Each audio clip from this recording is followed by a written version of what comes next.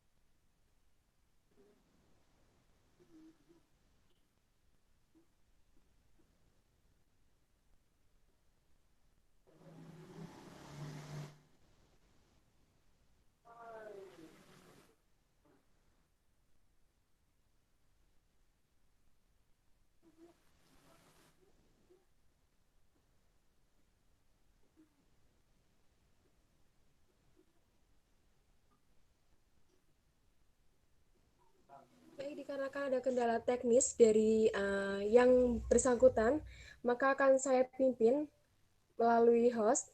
Kita akan menyanyikan lagu Indonesia Raya. Dimohon tetap menonton dari suaranya. Indonesia, tanah airku, tanah tumpah darahku. Di sanalah aku berdiri, jadi pandu hidupku. Indonesia kebangsaanku, bangsa dan tanah airku. Marilah kita bersatu Indonesia bersatu. Hiduplah tanahku, hiduplah negeriku, bangsaku, rakyatku semuanya. Bangunlah jiwa, bangunlah badannya untuk Indonesia Raya. Merdeka, merdeka, tanahku, negeriku yang ku cinta. Indonesia Raya, merdeka, merdeka, hiduplah Indonesia Raya. Indonesia Raya, merdeka, merdeka, tanahku, negeriku yang ku cinta. Indonesia Raya, merdeka, merdeka, hiduplah Indonesia Raya. Selesai. Kami mohon maaf untuk kendala teknis yang telah terjadi. Oleh karena itu, kita langsung segera saja melanjutkan rangkaian acara, yaitu acara yang kita tunggu-tunggu. Saat ini kita akan segera memasuki sesi tanya jawab oleh narasumber yang akan dipandu oleh moderator. Nah, bersiap-siaplah rekan-rekan sekalian, karena ini akan menjadi suatu diskusi yang tentunya sangat asik karena membahas juga topik yang sangat happening atau lagi in di tengah-tengah kita. Transformasi pendidikan di era new normal. Waktu dan tempat segera saya persilakan.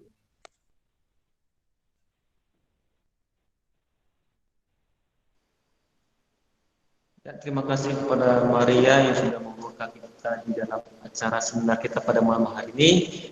Sebelumnya izinkan saya perkenalkan diri terlebih dahulu. Perkenalkan, nama saya Uzia Triswanto Puraginangin. Saya adalah seorang mahasiswa asal dari Medan dan saya adalah moderator yang pertama. Dan kita akan mengangkat sebuah tema yaitu transformasi pendidikan di era new normal. Kita sudah mengundang narasumber kita yang pertama yaitu Bang William sebagai anggota DPRD DKI Jakarta, dan kedua itu ada Bapak Putra Nababan DPR RI Komisi 10, dan yang ketiga Bapak Erwin Siahaan anggota DPRD di Kota Medan, dan yang ketiga adalah Ibu Elizabeth seorang guru di SD di Purwokerto, dan yang terakhir adalah Fahrul BEM Unsur. Untuk itu kita akan memulai sesi kita pada malam hari ini. Saya serahkan terlebih dahulu kepada moderator yang kedua, Maria Kak Amel.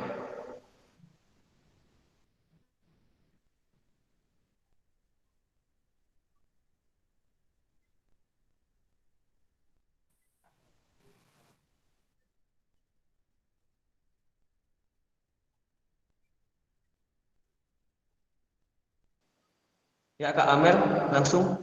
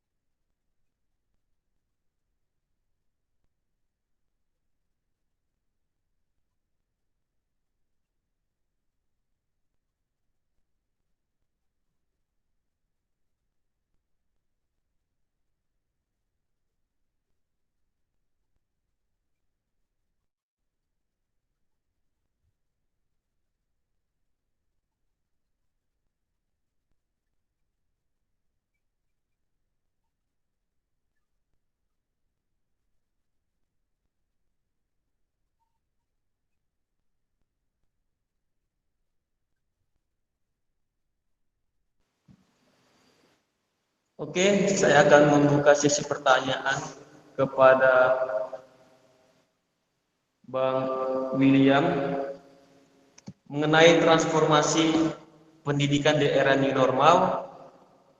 Apa yang menjadi terobosan-terobosan dari DPRD DKI dalam memtransformasikan pendidikan, Bang?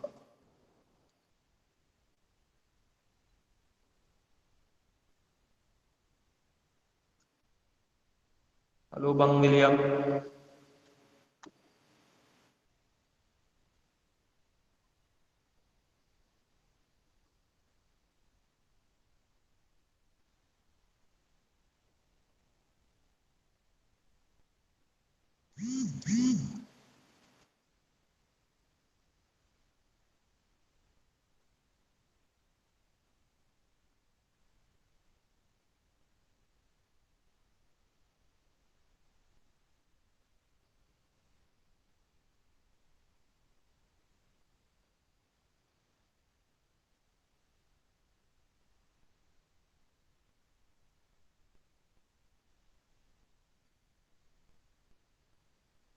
Halo Bang William, apa kabar?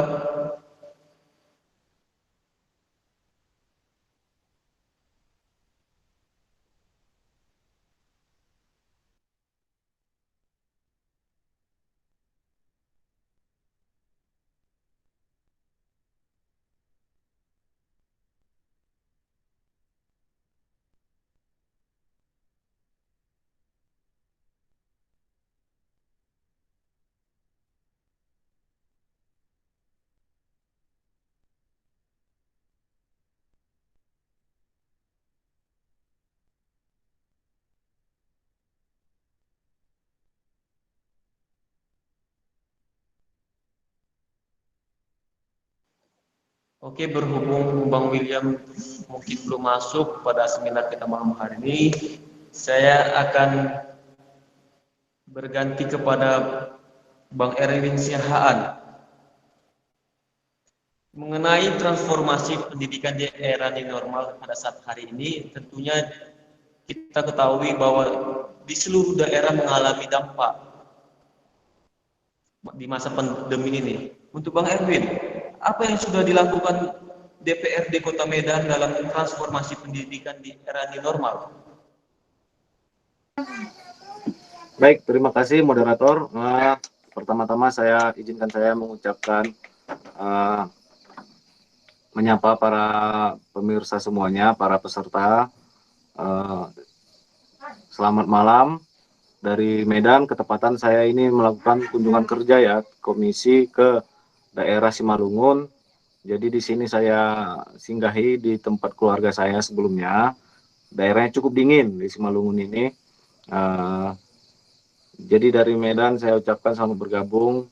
Kiranya semua para peserta berada dalam keadaan yang sehat tanpa kekurangan satu apapun.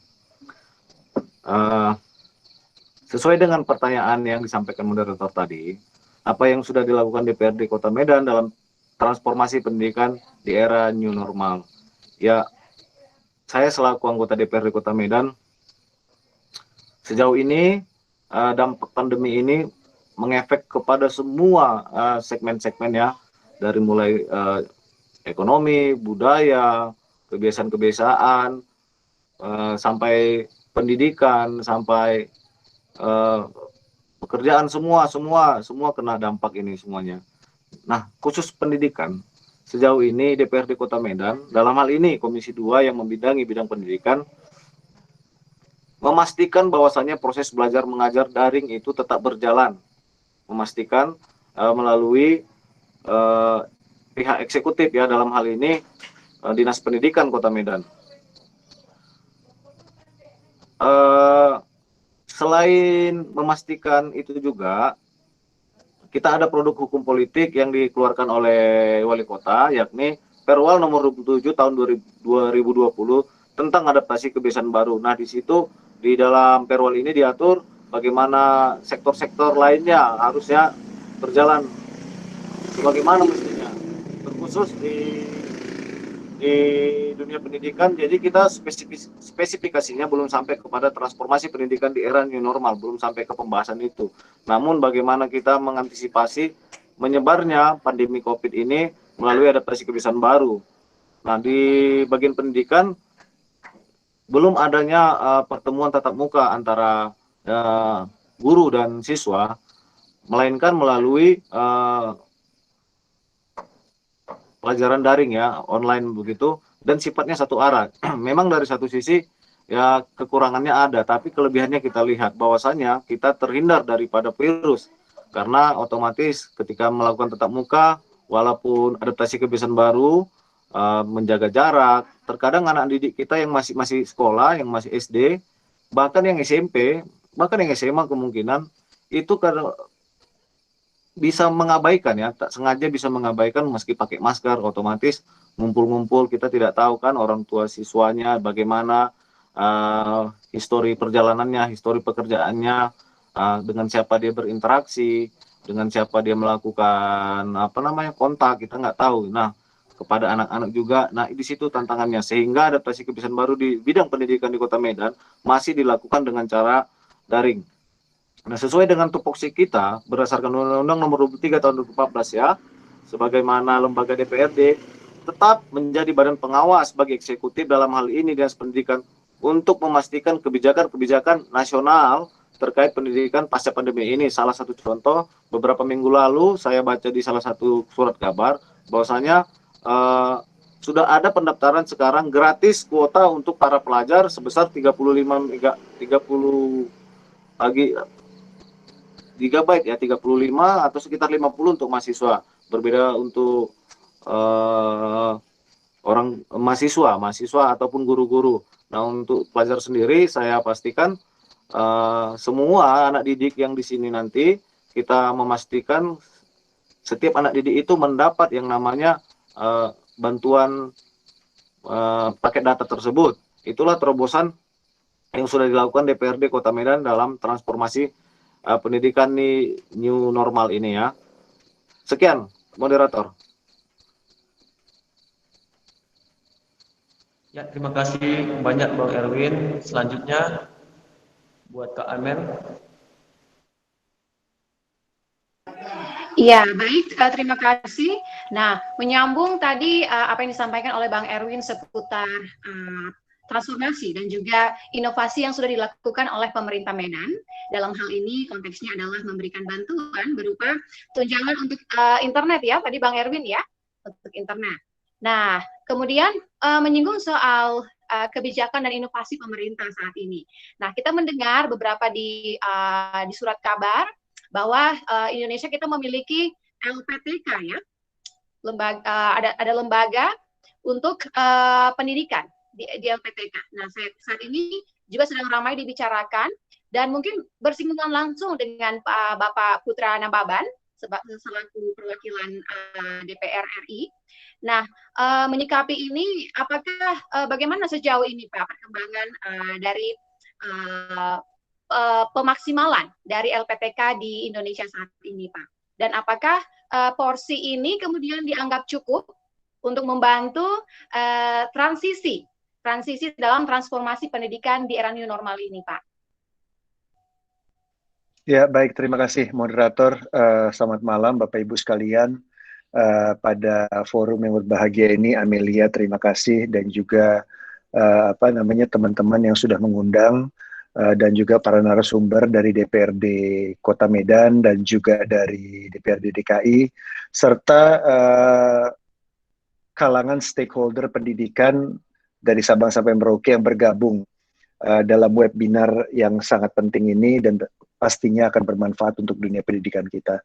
Pertama-tama saya memperkenalkan diri dulu sebelum menjawab apa yang disampaikan Amelia tadi terkait dengan LPTK yang menurut saya juga sangat penting, dan itu adalah suatu lembaga pendidikan yang akan mencetak guru-guru kita yang akan berada di garda terdepan untuk mendidik para murid siswa kita untuk menghadapi era normal baru yang menurut saya kita tidak akan mungkin kembali ke era yang sebelumnya ya, meskipun apapun yang terjadi, mau kita punya vaksin atau apapun, saya rasa Google Meet, Zoom, webinar itu akan terus dilakukan.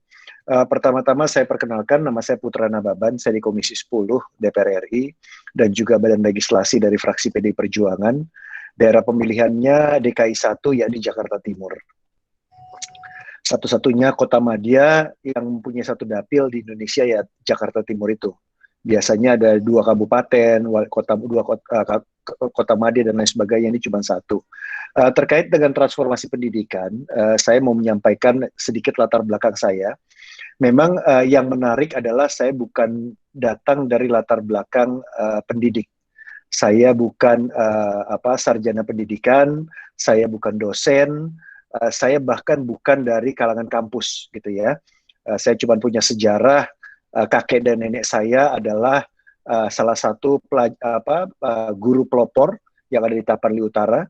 Kakek saya sudah belajar menjadi pendidikan guru di Solo, di kampungnya Pak Jokowi, tahun 1930-an.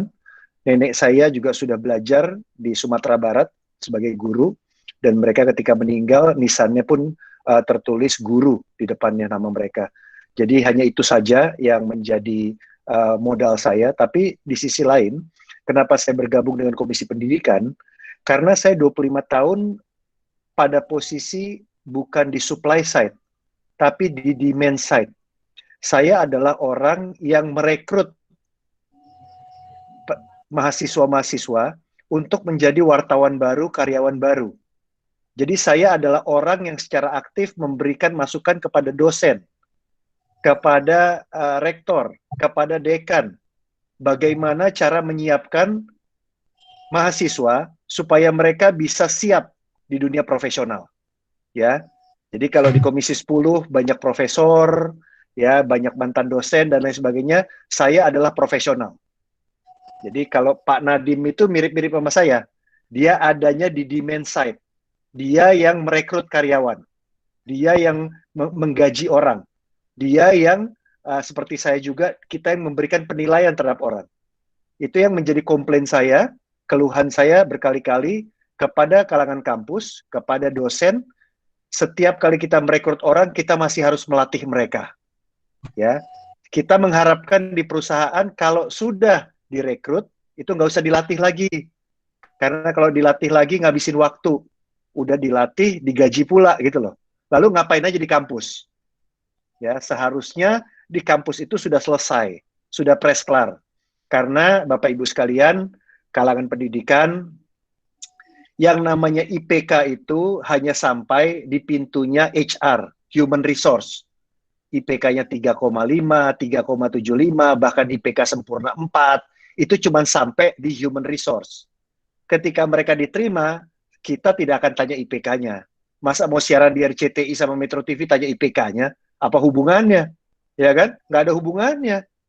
Ya, yang kita tanya bukan IPK-nya, tapi yang kita tanya adalah leadership skill-nya, kemampuan memimpin, communication skill-nya, kemampuan berkomunikasi, agile thinking skill, kemampuan berpikir cepat, ya, bisa berpikir cepat, plan A, plan B, plan C. Contohnya apa? Tadi lagu Garuda Indonesia Raya tidak bisa dimainkan, ya. Langsung moderator mengambil alih menyanyi. Itu namanya agile thinking skill. Meskipun waktunya kelamaan. Harusnya 10 detik langsung diambil. Itu namanya kemampuan berpikir cepat. Di kelas kampus itu nggak diajarin. Tapi di dunia pekerjaan itu dipakai setiap hari. Agile thinking skill. Kemampuan membuat skenario A, skenario B, skenario C. Bekerja sama dengan berbagai orang, mengelola orang dari latar belakang pendidikan, agama, suku, golongan, bahkan kewarganegaraan yang berbeda. Itu tidak diajarkan di kampus. Ya, jadi saya mau melihat ini bukan dari supply side-nya. Kalau dari supply side silakan hadirkan profesor-profesor, guru besar, dan lain sebagainya. Karena ujung-ujungnya itu adanya di demand side. Bagaimana mereka siap untuk menghadapi tantangan di dunia pekerjaan, termasuk kalau mereka menciptakan startup. Makanya waktu itu saya ikut dalam gerakan nasional 1000 startup, menciptakan para founder-founder, ya, startup atau perusahaan rintisan. Seperti Gojek itu perusahaan rintisan, Tokopedia perusahaan rintisan, ya. Nah, itu yang saat ini menjadi favorit dari anak-anak muda kita. Anak-anak muda kita tidak mau jadi karyawan. Itu beda, itu zaman saya. Saya wisuda tahun 94, cita-citanya jadi karyawan. Anak-anak muda sekarang maunya kalau udah lulus, mereka ingin bikin perusahaan. Mereka ingin punya kartu nama yang tulisannya CEO, Chief Executive Officer, CFO, Chief Finance Officer, ya kan? CTO, Chief Technology Officer. Mana ada yang mau jadi karyawan? Ya kartu nama karyawan biasanya mertua nggak suka. Tapi kalau kartu namanya CEO, langsung diterima sama mertua. Gitu. Nah, Posisi ini menarik. Kenapa? Karena saya terus men-challenge di Komisi 10. Saya terus men-challenge Kemendikbud, ya, yang punya banyak profesor, punya banyak doktor, ya, bahwa tantangan di era sekarang itu adalah kemampuan dari skill anak-anak kita. Ya, itulah makanya Mas Nadiem, dalam hal ini Mas Menteri juga menciptakan yang namanya Kampus Merdeka. Ya, meskipun tidak sempurna dan masih proses, dan juga karena kita dihantam oleh pandemi COVID-19, ya itu menjadi tantangan untuk mengaplikasikannya. Nah, tadi kalau ditanya soal soal apa yang sudah kita lakukan selama pandemi, Bapak Ibu sekalian, pandemi ini membuat transformasi ini menjadi lebih cepat, ya, menjadi sangat cepat, ya. Apa yang disampaikan oleh Laesia Haan tadi terkait dengan pulsa gratis, uang dana pemerintah sebesar 7,1 triliun rupiah yang diberikan untuk pulsa untuk mahasiswa, dosen, guru, dan siswa. Itu salah satunya adalah hasil temuan kami di lapangan selama kami melakukan reses. Jadi itu muncul dari proses pengawasan di lapangan. Apa yang terjadi di lapangan? Contohnya Jakarta Timur. Saya tinggal di Jakarta Selatan, dapil saya Jakarta Timur. Ya, nggak usah jauh-jauh kita bicara daerah 3T deh, daerah yang terluar, tertinggal, terjauh, nggak perlu. Kita ngomong Jakarta Timur aja. Di Jakarta Timur saya masih menemukan banyak sekali anak-anak didik yang tidak bisa melakukan PJJ, pembelajaran jarak jauh, karena mereka tidak punya pulsa. Mereka tidak punya wifi, mereka tidak punya kuota. Itu di Jakarta Timur. Mereka tidak punya gawai. Untuk itu makanya ketika masa sidang beberapa bulan yang lalu, itu yang kami tekankan. Bagaimana mungkin melakukan PJJ kalau mereka tidak punya pulsa, mereka tidak punya gawai. Guru-guru di Jakarta Timur masih ada beberapa yang, bayangkan, mengantarkan soal ujian ke rumah anak didik. Pada pagi hari, sore harinya soal ujiannya diambil. Itu karena orang tuanya tidak punya pulsa dan tidak punya gawai. Nah, salah satu bentuk dari pengawasan kami adalah kami melakukan juga membentuk Panja PJJ, Panja Pembelajaran Jarak Jauh, Panitia Kerja. Itu sudah kami lakukan pada masa sidang sebelumnya. Nah, sekarang saya ada juga di dalam Panja Peta Jalan Pendidikan. Ya, Peta Jalan Pendidikan ini yang kita bicara tentang transformasi pendidikan di era new normal, itu nanti adalah Peta Jalan Pendidikan, ya. Dan juga bicara tadi tentang lembaga pendidikan, tenaga kependidikan, LPTK, itu nanti juga ada di Peta Jalan Pendidikan. Peta jalan itu kayak roadmap, ya, roadmap yang betul-betul menempatkan semua aspek pendidikan di dalam Peta Jalan Pendidikan untuk 15, 20, 30 tahun ke depan. Ya, jadi tadi menjawab pertanyaan Amelia, saya rasa lembaga pendidikan, ya, LPTK akan memainkan peran yang sangat penting, meskipun ada sesuatu yang instan yang harus kita lakukan. Ya, itulah makanya kemarin Komisi 10 saya terutama setuju dengan adanya sekolah penggerak, dengan adanya guru penggerak, dan bagaimana kita membantu pendidikan kita, bagaimana kita mentransformasi guru kita yang sudah bertugas sekarang dengan membuat guru penggerak. Guru-guru penggerak itu yang nanti cikal bakalnya akan menjadi kepala sekolah, dan mereka mampu mengembangkan kemampuan guru, dan mereka punya kepemimpinan, punya skill kepemimpinan untuk memimpin sekolah. Ya, saya rasa apa yang sedang dilakukan oleh pemerintah saat ini dalam konteks ini Mas Nadiem Makarim untuk menyiapkan guru-guru penggerak dan untuk melakukan transformasi dalam waktu singkat. Kita bicara singkat, ya. Kalau kita bicara tentang 10, 15 tahun, 20 tahun ke depan, kita bicara di peta jalan. Tapi kita bicara now, bicara sekarang. Apa yang harus kita lakukan? Karena pandemi itu terjadi sekarang. Nah, apa yang harus kita lakukan? Ya, kalau menurut saya memang kita harus men-touch guru-guru yang ada, yang existing, yang memang hadir di tengah-tengah masyarakat saat ini. Bagaimana kita meng-upscaling mereka, ya, meng-upgrading mereka. Dengan apa? Dengan menciptakan mereka menjadi guru penggerak. Lalu ketika mereka sudah menjadi guru penggerak, mereka menjadi cikal bakal menjadi kepala sekolah. Dari kepala sekolah mereka mentransformasi, ya, kurikulum pendidikan, bagaimana cara guru mengajar murid-muridnya, mengupgrading dan lain sebagainya. Menurut saya ini saya pernah lama jadi manajer, saya lama jadi GM dan juga pernah jadi direksi di perusahaan media. Ini adalah satu langkah cepat yang memang harus dilakukan. Selain kalau kita bicara konsep, kita bicara peta jalan pendidikan. Tapi yang harus dilakukan sekarang, ya, untuk menyelamatkan dalam waktu dekat memang harus ada satu terobosan yang dilakukan. Kalau bicara tentang terobosan, banyak lah ya terobosan tentang dana BOS yang ada relaksasinya, terus tadi yang terkait dengan apa namanya pulsa internet buat guru, dosen dan lain sebagainya. Terus juga apa namanya kurikulum pendidikan, salah satunya TVRI dan RRI adalah bentuk dari pengawasan kami. Kami yang mengusulkan dan meminta kepada Komisi 10 kepada Kemendikbud untuk menggunakan TVRI dan RRI. Ya, terakhir saya ingatkan Mendikbud untuk menggunakan RRI karena banyak daerah-daerah yang tidak mampu menangkap TVRI, tapi lebih bisa menangkap RRI. Ya, kayak di kampung saya itu banyak yang menggunakan radio untuk berkomunikasi ataupun mendengarkan informasi sehingga tidak melulu menggunakan TVRI. Jadi TVRI dan RRI adalah lahir di era new normal ini, di era pandemi. Ya, ketika kita melakukan pembelajaran di situ. Saya rasa itu dulu Amelia sebagai pengantarnya. Nanti kita bisa diskusi lebih lanjut. Iya, baik Pak, terima kasih, sangat menarik sekali. Saya tadi saya menggelitik tadi sedikit tentang ketika Bapak bilang bahwa dari demand side-nya tadi melihat sekarang transformasi pendidikan mungkin sangat dirasakan betul dampaknya dalam berbagai sektor, terutama sektor ketenaga kerjaan. Nah, bagaimana kemudian Bapak melihat saat ini apakah lulusan-lulusan kita yang terdampak corona ini, Pak, kemudian bisa bersaing untuk mendapatkan pekerjaan di dunia kerja nanti? Nah, kemudian bagaimana tanggapan Bapak? Lalu apa saja kira-kira yang dapat menjadi solusinya? Apa yang harus dilakukan oleh anak muda saat ini? Iya, benar sekali Amelia. Saya ini sangat prihatin sekali ya. Saya banyak sekali menyaksikan anak-anak kita lulus wisuda dan mencari pekerjaan. Saat ini susah sekali mencari pekerjaan. Banyak sekali perusahaan-perusahaan kecil mati, perusahaan-perusahaan menengah harus melakukan layoff, dan perusahaan-perusahaan besar itu harus memotong gaji karyawannya.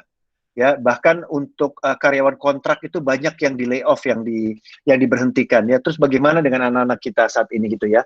Memang tidak mungkin kita memaksakan untuk perusahaan itu merekrut anak-anak didik kita yang baru saja fresh graduate, yang baru saja wisuda, bahkan yang sampai sekarang belum mendapatkan pekerjaan. Ya, tentunya pemerintah dengan skema pelatihannya untuk mempersiapkan mereka tenaga menjadi tenaga terampil yang siap diserap di dunia industri. Tapi untuk saat ini memang ya, saya juga kemarin ketemu sama beberapa murid-murid SMK dan guru SMK pariwisata dan ekonomi kreatif yang ada di Jakarta Timur. Banyak sekali, dunia pariwisata sangat terpuruk.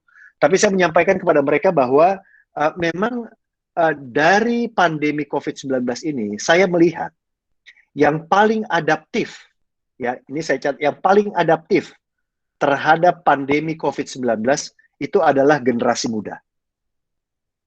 Generasi muda adalah generasi yang paling adaptif di pandemi ini. Mereka bisa menggunakan teknologi, mereka bisa menggunakan internet, mereka bahkan bisa belajar dan berperilaku seperti normal saja. Sementara kita yang ada di DPR, di sekolah-sekolah, gagap semuanya. Ya, saya pertama kali ini pakai Google Meet, biasanya pakai Zoom meeting. Ternyata fungsinya sama. Tadi anak saya umur 11 tahun, mau 12 tahun yang ngajarin. Karena dia biasa menggunakan Google Meet untuk latihan sepak bola secara online. Anak saya sekarang latihan basket pakai online, gitu ya. Nggak kebayang dia bisa melakukan itu. Jadi, Bapak, Ibu, guru yang ada di sini, yang paling adaptif dari COVID-19 ini adalah generasi muda. Artinya apa? Artinya generasi muda itu memang harus dirangkul dalam kita mencari terobosan dan mencari jalan keluar dari dari masalah yang sedang kita hadapi. Nah, kalau bicara tentang mereka yang mau bekerja, mereka yang saat ini mencari pekerjaan, memang Amelia, yang saya sarankan mereka adalah kalau memungkinkan, ya mereka bisa memulai usaha, memulai bisnis. Ya, tadi saya ketemu banyak sekali anak-anak semester 1 ya, selama 4 hari terakhir ini saya banyak bertemu dengan secara Zoom meeting dengan mahasiswa semester 1. Mereka bercerita sama saya selama mereka 6 bulan terakhir pandemi, mereka banyak jualan. Ada yang menciptakan masker, menjualnya lewat Instagram, ada yang membantu orang tuanya jualan kue, pakai YouTube, pakai Instagram dan lain sebagainya. Jadi roda ekonomi ini bergerak, ya. Dan mereka itu tadi saya bilang, mereka itu sangat membantu generasi yang 45 tahun ke atas ini untuk bisa lebih adaptif di saat pandemi COVID seperti sekarang ini. Nah, memang ini bukan kondisi yang ideal, ya. Ini bukan kondisi yang ideal, tapi menurut saya ini adalah kondisi yang harus kita hadapi saat ini, di mana generasi muda memang harus bisa menjadi andalan kita. Saya rasa itu, Amelia, ya. Iya, baik Pak, terima kasih. Baik Pak, terima kasih. Jadi memang betul sekali saat ini kita melihat bahwa banyak sekali anak-anak muda yang kemudian sepertinya memutar otak bagaimana kemudian bisa mencari penghasilan di tengah-tengah pandemi ini juga, Pak. Oke, baik. Mungkin selanjutnya kepada Ibu Elizabeth. Halo.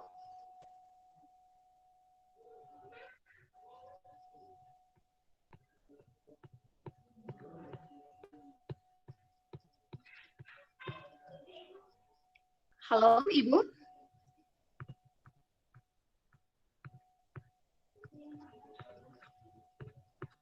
Oke, mungkin saya cek dengan Bang Erwin, masih di sini, Bang Erwin. Ya, masih di sini. Oke, baik Bang. Tadi bicara soal, tadi Pak Putra Nababan menyebutkan bahwa saat ini salah satu tadi yang Bang Erwin sebutkan adalah bantuan paket internet di Kota Medan. Nah, kemudian tadi Pak Putra Nababan menyebutkan bahwa ya anak-anak muda sekarang mereka harus bergerak juga karena mereka adalah bagian-bagian yang paling adaptif terhadap COVID-19 ini. Nah, Betul. bagaimana kemudian kondisi saat ini Pak di Kota Medan? Anak-anak mudanya seperti apa Pak dalam menyikapi persoalan COVID-19 ini? Apakah tadi seperti yang Pak Putra Nababan sebutkan? Karena ini juga berkaitan dengan apakah nanti mereka menjadi lulusan yang kompeten, generasi-generasi yang mampu bersaing. Nah, mungkin bisa ceritakan sedikit Pak, kondisi saat ini di Kota Medan. Terima kasih Mbak Amel, super sekali ya tadi tulang sayap Pak Putra Nababan menerangkan begitu rinci bagaimana harusnya pendidikan. Sementara saya tadi belum berbicara tentang background saya. Sebenarnya saya ini yang termasuk hampir gagal di pendidikan ya. Saya cuma tamatan SMA memang, dan saya pun menamatkan SMA saya itu, saya tamat SMP tahun 97, tetapi saya tamat SMA-nya tahun 2003. Saya butuh 6 tahun untuk melewati begitu panjang pendidikan ini. Karena apa? Selain daripada memang pengaruh dari luar sendiri ya, bukan saya menyalahi bagaimana sistem pendidikan ya, kemarin saya merasa hampa gitu ketika kemarin kita belajar, bagaimana yang dihadirkan itu kita belajar. Jadi seolah-olah saya melihat itu seperti karyawan zaman dahulu, seperti karyawan di pabrik gitu. Jadi apa yang disodorkan itu yang dikerjakan, tanpa ada misalnya mengembangkan imajinasi atau kemampuan self development daripada siswa itu tersendiri ya. Itu yang saya lihat, sehingga saya merasa jenuh dan bosan. Nah, sementara waktu SMP saya melahap pelajaran itu begitu ringannya seperti minum air ya, maaf, sehingga saya diberikan beasiswa selama 3 tahun gratis sekolah sama pemerintah karena mendapat ranking. Nah, di SMA saya merasakan hal yang berbeda. Dan korelasinya dengan sekarang ini, saya ingin mengatakan seperti ini. Kita bangsa Indonesia, saya bukan pesimis, akan tetapi sebaiknya pemerintah bagaimana memikirkan sekarang, bagaimana kita memaksimalkan inovasi-inovasi yang terjadi di dunia, di negara yang paling maju, kita bawa ke sini, kita terapkan, sehingga itu menjadi keterampilan bagi anak-anak murid kita yang zaman sekarang. Nah, sementara kalau kayak saya dulu, mungkin tulang putra juga, kita belajar itu kan sumbernya dari guru ya, dari guru saja dan buku-buku pelajaran. Sementara literatur pendidikan sekarang bisa dari YouTube, bisa dari Wikipedia, banyak hal yang bisa yang bisa kita terapkan di dunia pendidikan kita, sehingga di usia pun di kelas 4, kelas 3 mungkin kita sudah mengetahui kemana arah kita. Nah, kemana arah anak didik itu? Bukan tunggu SMA dulu kan, ada yang IPA, ada yang IPS gitu kan. Sementara sekarang kita sudah mengetahui bakal kemana nih anak-anak. Nah, jadi untuk itu udah bisa lebih spesifik kita mengajarkan ataupun memberikan ilmu yang memang seharusnya dia dikerjakannya. Kalau dia bisanya di matematika, nah fokusnya di matematika. Nah, bahkan begitu dia. Jadi sehingga timbullah siswa-siswa baru yang akan terfokus dengan apa ya skill dan kemampuan dia. Nah, sementara di dunia pendidikan lain, saya pikir mengadaptasi kemajuan teknologi ataupun inovasi dari negara-negara maju kita bawa ke sini yang sesuai dengan sumber daya alam kita. Contohnya, di sini ada banyak sayur, ya. Bisa bikin misalnya bagaimana bisa bikin pabrik sehingga menciptakan sayur yang organik ataupun bagaimana membuat apa namanya saus. Nah, sumber-sumber daya alam berdasarkan sesuai dengan potensi daerah yang ada. Saya pikir itu hal-hal yang penting ya, yang ke depan ini harus dipikirkan oleh pemerintah. Sementara dari DPRD Kota Medan, terobosan-terobosan yang sudah dilakukan adalah saya sendiri sebagai ketua fraksi. Saya mengimbau rekan-rekan yang ada di Komisi 2 yang membidangi bagian pendidikan untuk tetap memantau proses pendidikan itu dari mulai tahap pendaftaran ya.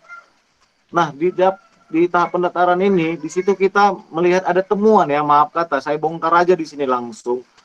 Inilah kita negara Indonesia ini. Nah, di temuan itu, ketika PSBB pendaftaran jarak jauh itu ya, pembelajaran jarak jauh ada peraturannya sekian kilometer bisa mendaftar. Nah, ada indikator tertentu, saya kurang begitu mengerti karena bukan di bidang saya. Tetapi dinas pendidikan ini sedikit main dia. Artinya begini, orang-orang atau anak didik yang terdaftar yang tidak memenuhi syarat mutlak, mereka itu tidak dijadikan cadangan gitu loh. Contoh, di SMP Negeri 10 contoh ya, di SMP Negeri 10 ataupun SMA Negeri 10, SMP Negeri 10 memiliki kuota 320 orang siswa baru pendaftaran jarak jauh ya sesuai dengan sekarang. Akan tetapi dari 500 pendaftar dibutuhkan 320 orang kan. Nah, yang memenuhi syarat itu hanya sekitar 200 sehingga tersisalah 120. Alangkah baiknya apabila yang 120 orang itu yang tidak memenuhi syarat mutlak tetap dimasukkan ke dalam peserta didik walaupun dia memiliki dua kekurangan. Tapi ini beda. Mereka ini dinas pendidikan, saya bongkar di sini langsung, mereka itu mengosongkan, mengisi nama-nama orang-orang yang fiktif.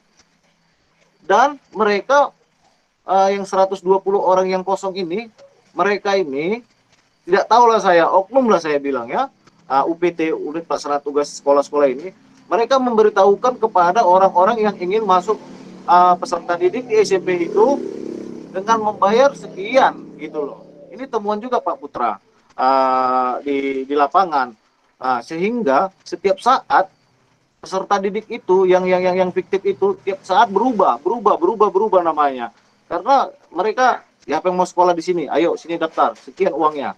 Nah, itulah orang-orang atau siswa-siswa yang tidak memiliki persyaratan mutlak, yang tidak memenuhi persyaratan mutlak. Nah, mereka fiktifkan itu 120 orang, lalu mereka jual itu posisi itu kepada orang-orang yang mereka kenal begitu. Nah, itu kemarin saya berbicara dengan Inspektorat Kota Medan supaya itu diselidikin, begitu loh. Nah, notabene ya, Kota Medan itu kota terkorup di Indonesia. Makanya dengan dasar itu, semangat itu saya memang maju. Itulah dasar sementara latar belakang saya hanya seorang pengemudi ojek online yang bertarung dari Partai Solidaritas Indonesia, Dapil 5, Kecamatan Medan Johor, Tuntungan, Polonia, Medan Maimun, Selayang, dan Sunggal. Nah, atas dasar-dasar itulah saya maju menjadi anggota DPRD. Dan puji Tuhan, melalui masyarakat saya terpilih ya menjadi suara terbanyak di dapil saya ini. Dari 12 kursi yang diperebutkan, saya mendapat kursi yang ke-10. Nah, atas dasar itu, saya ingin mengkritisi bagaimana seluruh sendi-sendi khususnya pendidikan sudah hampir kelewat batas lah. Nah, untuk itu saya meminta juga kepada Pak Putra Nababan agar mau menurunkan langsung timnya khususnya pendidikan di Kota Medan ini, Pak Putra, agar betul-betul lah janganlah lagi macam-macam lah di negara ini, begitu loh. Udah cukup lah. Kapan lagi kita bisa maju kalau nggak dari pendidikan ini sekarang? Itu kekesalan saya sebagai seorang wakil rakyat ya. Bagaimana keluhan-keluhan masyarakat itu. Kayak mana ini Pak Dewan? Anak saya jaraknya 1 kilometer. Tetapi yang jarak 5 kilometer kok bisa terpilih begitu loh. Jadi saya menjawabnya secara teknis saya kurang memahamin. Akan tetapi setelah saya selidikin, dapatlah temuan itu. Nah, bukan kita mencari hukuman ataupun kesalahan. Saya meminta kemarin kepada para UPT, unit pelaksana tugas itu tadi, agar mengakomodir atau mengambil siswa-siswa yang tidak memenuhi syarat mutlak, tapi paling tidak dia memiliki 8 poin. Contohnya 10 poin yang ditentukan supaya bisa syarat mutlak masuk, walaupun dia 8 poin, nah dia dimasukkan juga, begitu loh. Jangan jadi itu ajang bisnis ya. Ini kekesalan saya memang sebenarnya, saya tumpahkan di sini. Nah, supaya jadi sorotan juga bahwasanya memang tetap aja ada oknum-oknum yang bermain. Itu kesalahan saya. Nah, selain itu dari Komisi 2 juga, saya ketua fraksi juga mendorong agar kita mendorong eksekutif untuk melakukan kerjasama dengan provider penyedia jasa layanan seperti Telkomsel ataupun Indosat ataupun apapun itu, bersinergi demi menunjang proses belajar daring lebih efektif, efisien tanpa harus mengurangi esensi belajar itu sendiri. Bisa itu berupa misalnya dari jam sekian, dari jam 8 pagi ke jam sekian, diberikanlah misalnya seperti aplikasi gratis. Itu kemarin pembahasan kita, tapi belum tertuang ke dalam Perda maupun Perwal ya. Itu bagaimana kita transformasi era baru belajar daring ini. Dan permasalahan yang selanjutnya adalah terkait tenaga kerja anak-anak muda. Saya pikir begini, kemarin ada kumpulan anak-anak muda, mereka bilang, Pak Erwin, saya lihat lowongan kerja di Kota Medan itu lebih mengedepankan, lebih memprioritaskan fresh graduate. Sementara orang-orang tua yang udah punya tanggungan itu nggak tahu lagi mau kemana. Nah, saya juga di sini dengan ini suara rakyat juga Pak Putra ya, karena di atas di pusat saya memohonlah agar ini kita bisa jadikan pembelajaran lah bagaimana seharusnya kita prioritaskan orang tua lah sebagai tenaga kerja ya. Orang tua yang memiliki tanggungan, anak yang punya anak sekolah, supaya itu diprioritaskan menerima pekerjaan meskipun usianya 45 tahun seperti saya baca yang di Amerika ataupun di luar sana, bagaimana prioritas pekerjaan itu adalah orang-orang tua yang punya tanggungan, bukan malah mereka merekrut anak-anak muda atau fresh graduate di kontrak 2 tahun, setelah 2 tahun punya pengalaman, mereka diberhentikan kontraknya, diambil lagi fresh graduate gitu-gitu aja. Nah, dan saya sangat setuju tadi, anak-anak muda yang udah tamat dari sekolah, kiranya kurikulumnya disesuaikan dengan dunia pekerjaan ataupun apa yang ada di potensi daerah itu. Sehingga nggak sampai lah kayak kawanku tetanggaku, dia sarjana pertanian, kerjanya jadi jualan kartu kredit. Kita malu jadi seperti itu kan. Itu yang terjadi memang di kita. Nah, itu yang saya sorotin. Bagaimana salah jurusan ya kan. Nah, salah jurusan, belum lagi mindset dari orang-orang tua kita yang ya titik dua ya, yang penting anakku sarjana gitu loh, nggak peduli mau kemana kerjanya besoknya, yang penting tergantung foto sarjana, udah stop seperti itu. Jadi saya mengharapkan di berbagai kesempatan ketika saya reses ataupun sosmed, saya mengatakan kepada orang-orang tua supaya melihat potensi yang ada pada anak, bukan lagi memaksakan dia harus sarjana ini, harus sarjana itu, ketika tidak sesuai dengan keinginannya. Akan tetapi dilihatlah, kan bisa sekarang referensi ya, YouTube dan segala macam. Anak ini kemana sih senangnya, contoh gitu kan, anak ini kemana sih main bola, ya udah kita fokus main bola nih, profesional. Nah, sementara di kita di DPRD, lembaga ini mendorong pemerintah untuk menyediakan sarana dan prasarana menjadi untuk melampiaskan ataupun untuk supaya anak-anak muda ini supaya ada tempat tempat mencurahkan kreativitasnya. Nah, itulah yang saya ingin perjuangkan dari lembaga ini, meskipun tingkatannya daerah. Nah, itu yang saya perjuangkan. Contohnya adik-adik yang pandai grafiti, kita kasih ruang kreativitas. Yang suka main ngeband, sekarang di Medan jarang itu eh, studio rekaman. Kawan-kawan yang suka jualan juga. Nah, tetapi sekarang udah ketika pendidikan ini berubah, saya lihat tetangga saya juga udah online. Dan sebagai anggota dewan wakil rakyat, saya juga menyediakan wifi gratis di rumah saya sendiri yang bisa diakses tanpa password, di ruangan saya sendiri, di rumah saya sendiri, dengan kecepatan sekian lah. Yang penting 20 orang, 50 orang bisa main lah. Nah, itu untuk usaha yang saya lakukan secara pribadi. Nah, untuk itu saya berharap ini jadi perhatian pemerintah kita, bahwasanya tolonglah yang prioritas tenaga kerja itu mesti orang tua yang punya tanggungan. Dan saya sangat setuju lagi dengan Bapak Dewan DPR RI kita, supaya anak-anak muda lulusan ini yang udah tervokasi dengan kebutuhan dunia kerja, lebih kepada itu tadi, startup, jualan online. Saya sangat setuju sekali itu. Mungkin Mbak Amel, mungkin itu yang bisa sampaikan untuk saat ini. Terima kasih. Baik, Bang Erwin, menarik sekali. Justru berangkat dari latar belakang yang mungkin tadi sekolahnya lama dan sebagainya, justru sekarang bisa menjadi perwakilan rakyat. Dan bersyukur sekali Bang Erwin juga beberapa program-program dan inovasi menyikapi masa pandemi ini sudah banyak dilakukan, baik secara pribadi dan juga melalui perwakilan rakyat di DPRD Kota Medan. Terima kasih Bang Erwin. Dan selanjutnya kita melihat dari sisi mahasiswa nih Bang Erwin dan juga Pak Putra Nababan. Kita melihat dari sisi mahasiswa, dan saat ini kita hadir dengan Badan Eksekutif Mahasiswa Universitas Jenderal Sudirman. Nah, ini alma mater saya ini. Di sini ada Bang Fahrul. Ada Mas Fahrul. Selamat malam, Halo. Mbak. Oke. Halo Mas Fahrul. Gimana kabar hari ini? Sehat, ya? mantap. Oke. Nah, tadi bicara banyak soal transformasi pendidikan, baik di tingkat pemerintah dan juga daerah.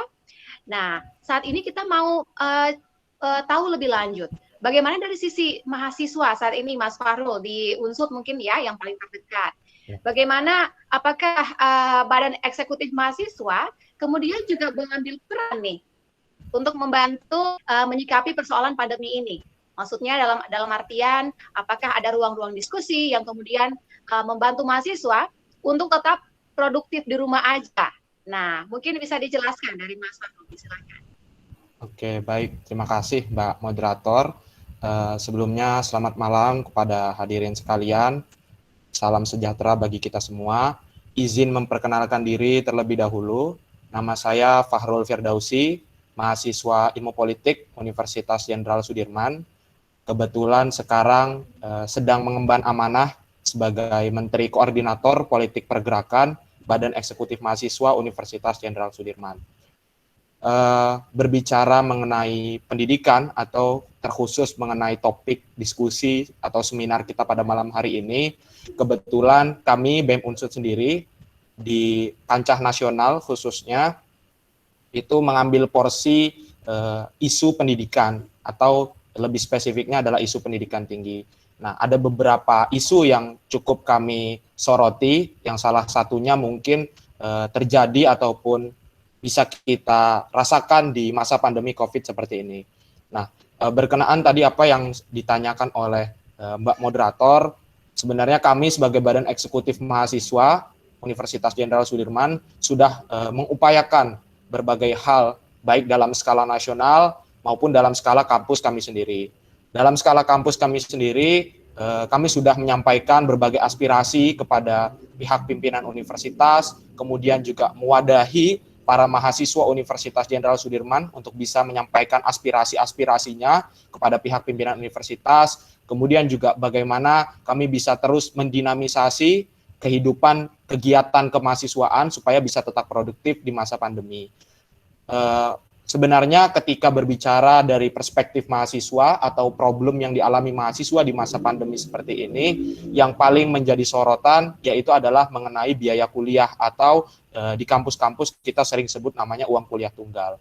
Nah, kami sudah mengeskalasikan ini, sudah menyampaikan ini kepada pihak pimpinan universitas, kemudian sampai ke tataran Kemendikbud juga, dan alhamdulillah saat ini di kampus kami sendiri juga sudah ada keringanan biaya kuliah ataupun potongan biaya kuliah yang bisa dirasakan oleh mahasiswa. Selain melalui advokasi, jalur-jalur advokasi dan tekanan-tekanan politik yang bisa kami berikan, kami juga menggalang donasi, di mana kami juga mengupayakan melalui jalur-jalur kemanusiaan atau gerakan-gerakan sosial, karena memang pada faktanya di masa pandemi seperti ini banyak mahasiswa yang mengalami kesulitan untuk membayar biaya kuliah.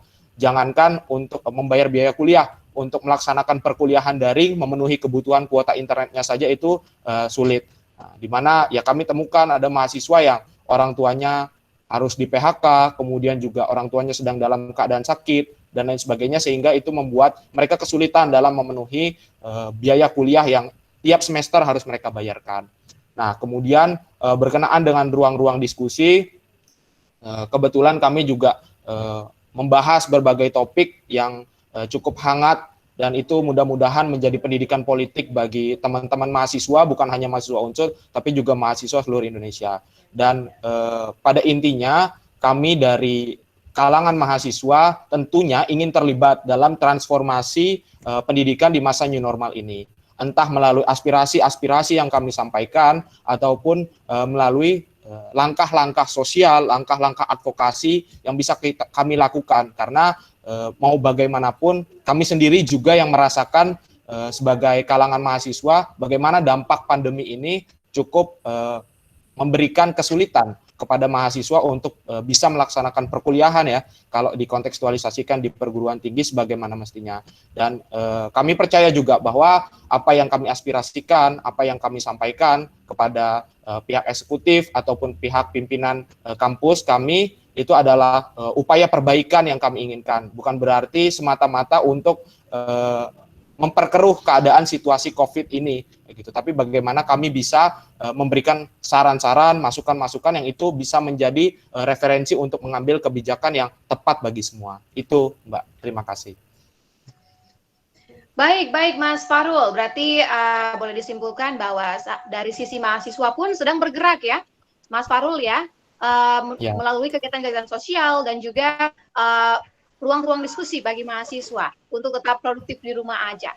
Oke, baik. Terima kasih, Mas Farul. Selanjutnya akan saya serahkan ke Bang Uzi. Disilakan. Selanjutnya kita akan mengobrol dengan salah satu pembicara lagi. Disilakan. Oke, halo Bang William Aditya. Selamat malam. Ya, selamat malam. Ya. Berbicara tentang transformasi pendidikan di era new normal saat hari ini, apa yang menjadi terobosan dari DPRD DKI Jakarta dalam mentransformasikan pendidikan, Bang William? Ya, terima kasih. Mohon maaf tadi saya baru hadir. Ya, untuk menjawab pertanyaan itu, apa yang kita lakukan dalam masa pandemi ini? Yang pertama adalah kami melalui Pemprov DKI Jakarta karena melihat begitu banyak masyarakat yang mengaspirasikan bahwa dibutuhkannya kuota internet, maka kami dari pemerintahan daerah DKI Jakarta memutuskan untuk menganggarkan uang sebesar saya lupa rincinya berapa ratus miliar untuk jak wifi. Jadi akan dipasang ribuan titik wifi di DKI Jakarta sehingga anak-anak sekolahan kita bisa mengakses kuota internet dengan baik. Jadi mungkin itu yang saat ini secara programatik yang kita programkan agar anak-anak kita di sekolahan bisa memiliki akses akses internet. Yang kedua tentunya saya sendiri dengan teman-teman fraksi PSI berusaha untuk menolong pemerintahan DKI dengan cara memasang beberapa titik internet berdasarkan inisiatif dari fraksi kami di PSI. Mungkin itu ya yang bisa saya sampaikan.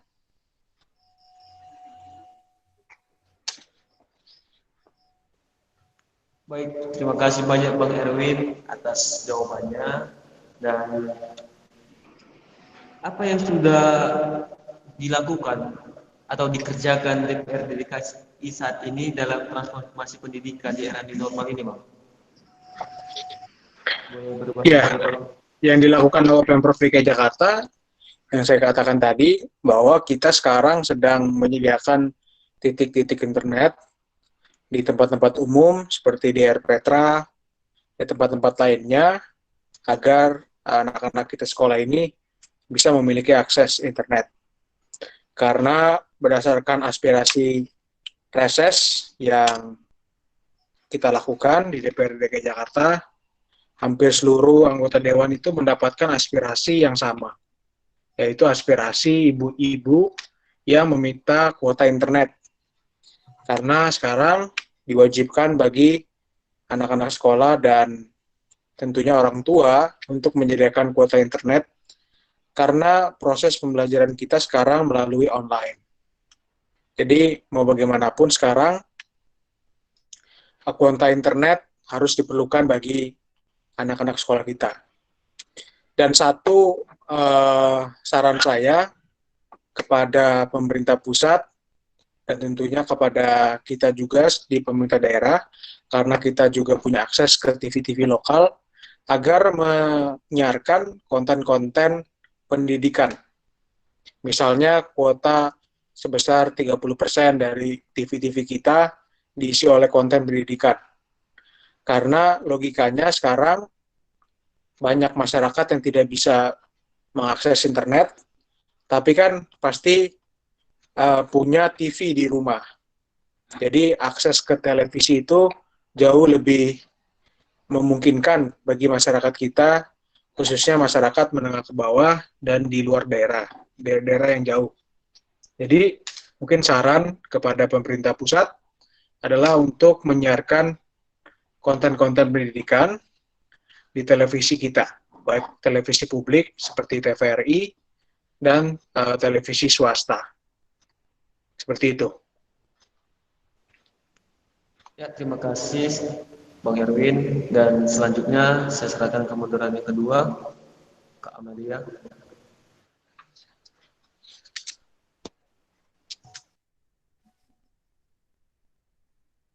Oke, baik, terima kasih Bang William. Jadi kalau kita simpulkan tadi dari DPRD Kota Medan dan juga dari DPR RI, memang kuota internet ini menjadi salah satu yang paling sangat dibutuhkan saat ini dalam menyikapi transformasi pendidikan. Baik Pak, terima kasih. Dan selanjutnya kita akan melihat dari sisi tenaga pendidik. Dan hari ini sudah hadir Ibu Elizabeth. Apakah sudah terhubung? Iya, selamat malam. Iya, Ya, sudah terhubung. Ibu selamat malam. Apa kabar Bu hari ini? Sehat ya Bu ya? Ya, sehat. Oke. So, tadi berbicara soal transformasi pendidikan Bu, sudah dibahas dari kalangan mahasiswa, kemudian dari perwakilan rakyat, baik di tingkat nasional maupun di tingkat daerah. Nah, saat ini teman-teman dan Bapak Ibu sekalian di sini, kita ingin melihat secara langsung bagaimana kemudian tenaga pendidik, khususnya Ibu, tenaga pendidik di tingkat pendidikan dasar, apa kemudian yang menjadi kesulitan yang saat ini mungkin masih susah untuk diatasi, Bu Elizabeth? Dan bagaimana proses belajar mengajar yang saat ini Ibu sedang lakukan? Ya baik, terima kasih untuk waktunya. Selama pandemi kali ini, memang tenaga pendidik khusus di tingkat dasar itu kami sendiri memiliki beberapa kesulitan, terlebih dalam penyampaian materi, dalam mempersiapkan materi yang biasanya adalah tatap muka, tapi sekarang harus melalui online seperti itu.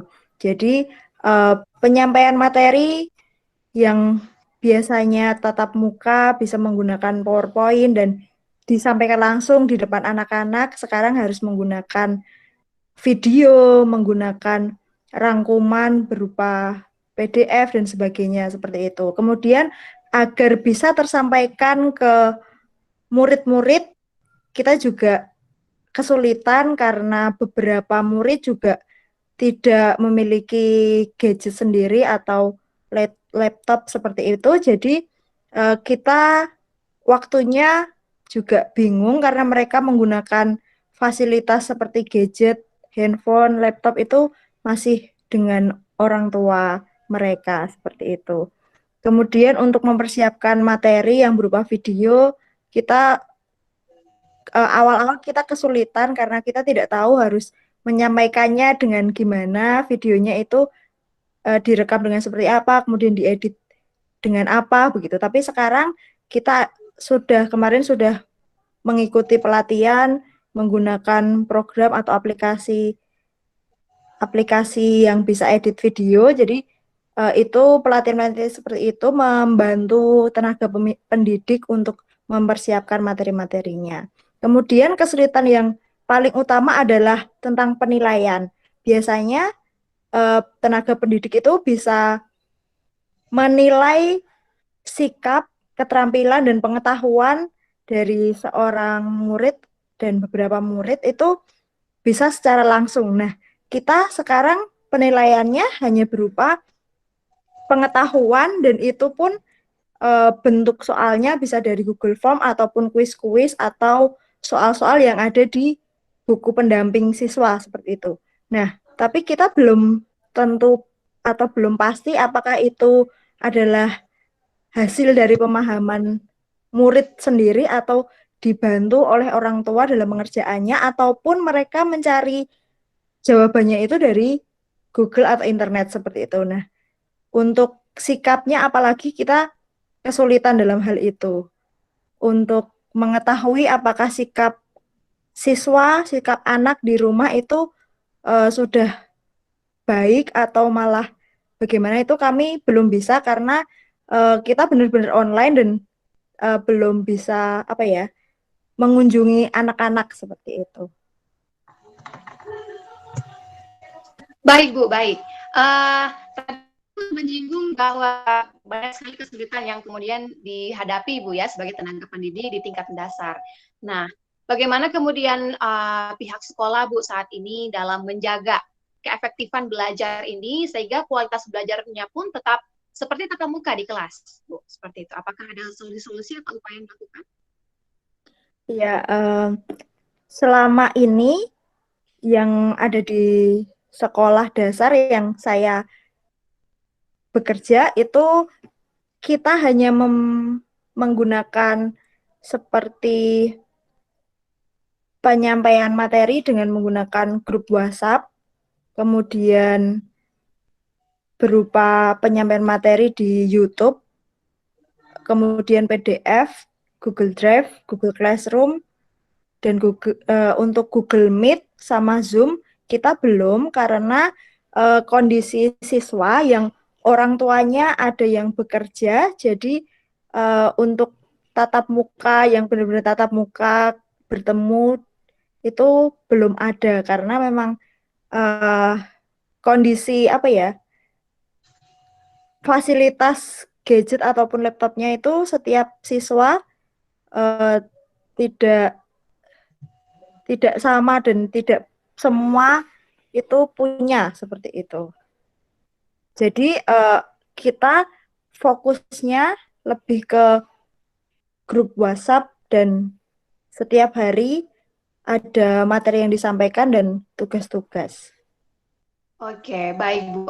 Dan ini cukup dianggap efektif Bu ya untuk mengajar anak-anak di tingkat pendidikan dasar sejauh ini.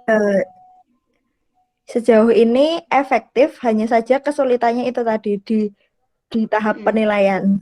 Benar-benar itu memang hasil dari siswa atau tidak seperti itu. Baik, Bu, baik. Oke, baik.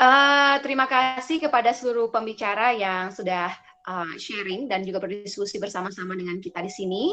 Nah, selanjutnya sangat banyak sekali pertanyaan yang masuk dari para peserta di sini karena mayoritas adalah kalangan dari pendidik sendiri dan juga dari kalangan mahasiswa maupun pelajar. Nah, untuk itu saya kembalikan ke Usia untuk memandu sesi tanya jawab pada saat ini. Ya, terima kasih kepada Mbak Amel. Saya akan memandu dari sini untuk peserta yang bertanya untuk dari Berimen. Saya ingin bertanya kepada Bapak Putra Nababan, kenapa tidak menggunakan internet dalam pembelajaran daring? Internet semacam protokol jaringan khusus. DPRD keluarkan dana 7,2 triliun. Bukankah palaparing sudah selesai dan sampai ke daerah-daerah? Apakah Pak Putra Nababan bisa menanggapi? Iya, kalau secara teknologi memang itu adalah wilayahnya Kemenkominfo ya. Kemenkominfo bukan Kementerian Pendidikan. Kalau Kementerian Komunikasi dan Informasi itu adanya mitranya Komisi 1 DPR RI. Tapi kalau saya mitra kerjanya Kemendikbud. Jadi kalau dari sisi infrastruktur menggunakan palaparing tadi atau dan juga menggunakan teknologi yang tadi disampaikan, itu memang bukan kewenangan saya dan saya tidak terlalu menguasai hal tersebut. Tapi yang pasti memang masih banyak sekali daerah-daerah yang blank spot yang tidak bisa dijangkau oleh saluran internet dan tidak bisa menggunakan 3G. Bahkan di beberapa tempat di Jakarta pun ya kita masih merasakan hal sama. Karena sampai sekarang saya masih beberapa kali daring dengan adik-adik mahasiswa untuk bertatap muka dengan mereka dan mereka seringkali tidak lancar. Artinya saya harus meminta mereka untuk mematikan videonya supaya jalur internetnya lebih stabil. Karena kalau AV itu kan audio video pasti lebih berat ya.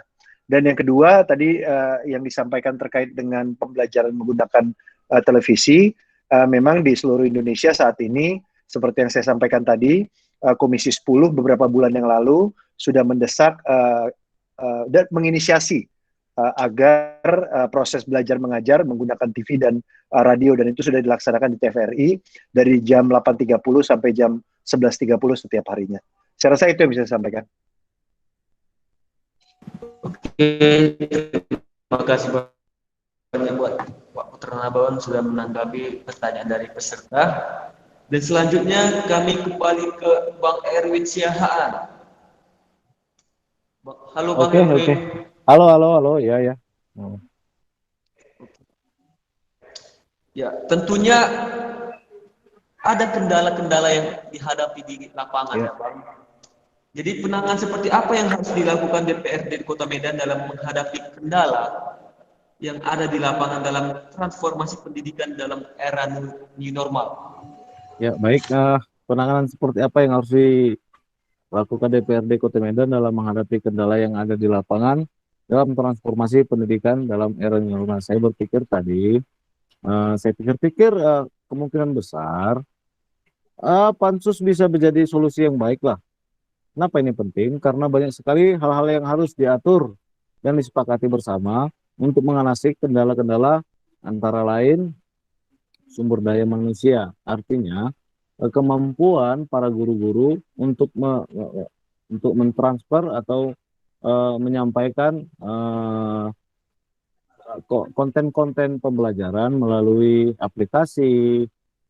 Jangankan murid atau orang tua, even guru pun kemungkinan bakal kesulitan ya menyampaikan konten-konten belajar ini. Itu terbukti dari bagaimana orang tua istri saya sendiri mengajarkan anak saya ketika bahan-bahan pembelajaran diberikan kepada anak saya sendiri. Banyak orang tua yang ini ya, yang tanda kutip yang sedikit emosian karena kemampuan sumber daya manusianya, yaitu orang tua sendiri tidak mengetahui ataupun tidak menguasai aplikasi itu sendiri. Nah, untuk itu kita mendorong pihak eksekutif dalam hal ini Dinas Pendidikan untuk lebih apa ya, lebih proaktif bagaimana eh, memberikan pengajaran menggunakan aplikasi yang ada di gawai masing-masing. Nah, itu sedikit dari saya. Yang lainnya infrastruktur dan pembiayaan itu yang menjadi permasalahan tadi ya. Maksud saya pembiayaan adalah orang tua banyak yang nggak punya handphone Android, itu salah satunya. Nah, saya pikir alih-alih kita gunakan untuk uang sekolah dana bos tadi, mungkin bisa dijadikan di dana bos tadi bisa dibelikan untuk mengkredit gawai ya handphone Android. Karena kenapa? Di Medan sendiri banyak sekali ya orang-orang tua tidak memiliki handphone Android. Boro-boro beli Android ya kan.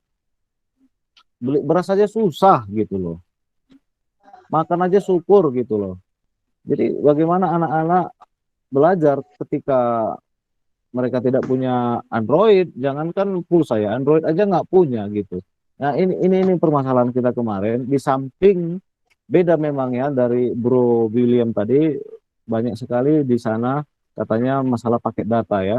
Berarti udah rata-rata punya Android. Sementara di Medan, jangankan paket data, Androidnya saja, handphonenya saja, gawainya saja mereka tidak punya.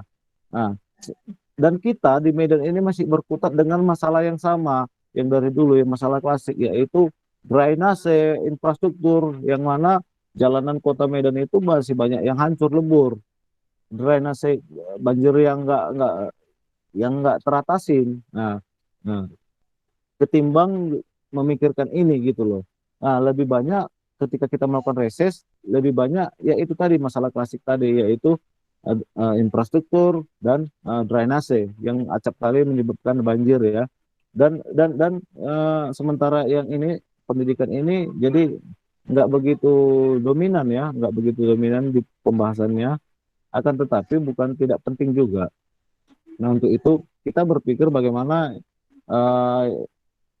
yang disampaikan oleh Bro William dan Pak Putra Nabawan agar TPRI Stasiun Medan juga mau menyiarkan itu tadi apa siaran-siaran yang kontennya isinya pendidikan. Mungkin sedikit itu dari saya. Terima kasih Pak Moderator. Ya, terima kasih banyak kepada Bang Erwin yang sudah menyampaikan jawabannya. Dan saya persilakan kepada Kak Maria Daci yang ingin menyampaikannya secara langsung. Bisa menghidupkan kamera dan mikrofon. Kak Maria Daci. Selamat malam. Dengar, Bang, suara saya? Halo? Halo? Ya, dengar, Kak, Bang. Ya, dengar. Langsung aja. Iya. Maaf ya, saya pakai akun istri saya. Nama saya Arjon Sianipar. Saya kebetulan orang tua dari siswa lah, istilahnya saya punya anak. Tadi menyangkut masalah pemberian paket internet itu, kebetulan ada teman saya cerita. Itu kita dikasih paket data, kartu perdana dengan isi 30 GB. Tapi kita tidak punya Android atau perangkatnya gitu. Jadi kendala mereka di sana. Untuk gimana lebih baiknya kalau paket data itu digantikan dengan pemakaian dana bos untuk istilahnya diskon untuk uang sekolah. Karena terus terang kita sebagai orang tua sangat-sangat berat sekarang buat bapak-bapak anggota dewan sekarang. Kenapa? Karena di samping kita harus menyediakan perangkat Android, paket data ataupun yang lain, kita tetap bayar uang sekolah, kita tetap bayar uang buku, kita tetap bayar uang yang lain. Itu gimana? Kalau di sekolah negeri atau yang mendapat subsidi oke lah, tapi kalau kita yang istilahnya di sekolah di swasta gimana? Jadi usul saya, bagaimana kalau dana bos langsung ini ya Bang ya, abang-abang anggota dewan ini. Dana BOS itu diperuntukkan, contoh misalnya sekian persen dialokasikan untuk pemotongan uang sekolah. Itu usul. Itu bagaimana nanti penerapannya ataupun penyampaiannya ke pemerintah itu terserah orang abang-abang semua. Yang kedua, masalah pembelajaran online seperti yang dikatakan Bapak Putra Nababan tadi, yang istilahnya lagi digodok untuk tenaga-tenaga ahli ataupun guru-guru di dalam pembelajaran online. Untuk kondisi sekarang bagaimana? Kalau ini usul saya. Sekarang kan sudah ada pembelajaran online ataupun bimbel online yang sudah ada ya, sekarang ya. Saya tidak mau istilahnya menyampaikan institusinya atau apanya. Sekarang kan sudah ada bimbel online dan saya rasa aplikasi mereka sudah cukup mapan dan mumpuni. Kenapa tidak digandeng gitu untuk mempercepat bagaimana pembelajaran online ini ataupun siswa-siswa bisa cepat menangkap pelajarannya walaupun tidak dengan tatap muka. Itu yang kedua ya. Itu usul dari saya. Yang ketiga, bagaimana untuk kita bersama istilahnya masyarakat ataupun mahasiswa atau siapapun yang peduli dengan pendidikan. Contoh mungkin PSI ataupun Bro Erwin sudah mungkin melangkah lah melaksanakannya walaupun dalam skup yang kecil. Kalau Bro Erwin kurasa di Kota Medan ya, karena saya tinggal di Kota Medan, dia telah membuat wifi gratis di rumahnya untuk belajar, tidak pakai password. Saya rasa itu langkah maju. Tapi bagaimana kalau memang itu bisa diterapkan? Contoh di tiap RW ataupun di tiap lingkungan kalau di sini, caplingnya itu membuat istilahnya wifi gratis. Biayanya itu ya udah jelas ya dari pemerintah dong, ataupun bisa disubsidi swasta ataupun CSR perusahaan. Kan bisa itu diberlakukan.